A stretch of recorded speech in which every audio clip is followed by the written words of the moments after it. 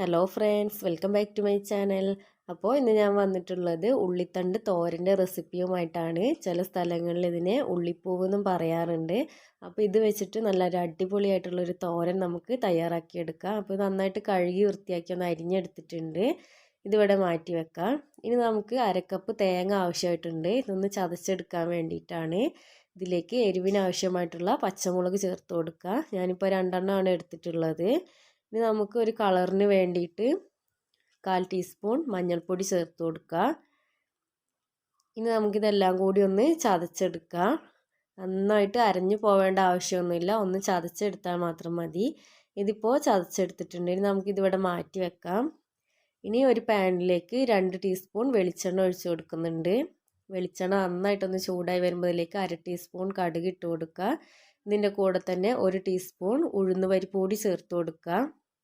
അപ്പോൾ ഇത് രണ്ടും കൂടി നന്നായിട്ടൊന്ന് പൊട്ടി വരട്ടെ. ഇപ്പോൾ ഉഴുന്നിൻ്റെ കളറൊക്കെ നന്നായിട്ടൊന്ന് മാറി വന്നിട്ടുണ്ട്.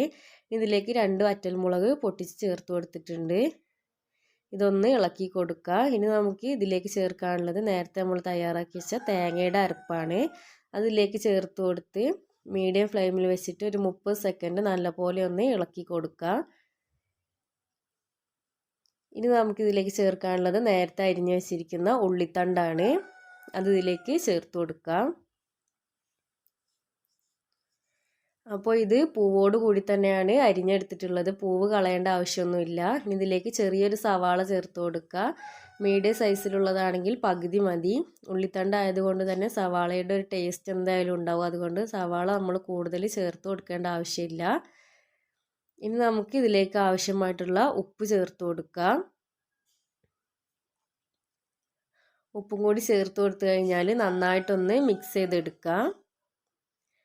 ഇതിപ്പോൾ നന്നായിട്ട് മിക്സ് ചെയ്തെടുത്തിട്ടുണ്ട്. ഇനി ലോ ഫ്ലെയിമിലേക്ക് മാറ്റിയ ശേഷം നമുക്ക് ഇതൊരു അടച്ച് വെച്ചിട്ട് ഒരു 5 മിനിറ്റ് വേവിച്ചെടുക്കാം. ഈ 5 മിനിറ്റിനിടയ്ക്ക് 2 പ്രാവശ്യമെങ്കിലും തുറന്ന് ഇളക്കി കൊടുക്കണം. ഇതിപ്പോൾ 5 മിനിറ്റ് ആയിട്ടുണ്ട്. നമ്മുടെ തോരനൊക്കെ നന്നായിട്ട് തന്നെ വെന്ത് വന്നിട്ടുണ്ട്.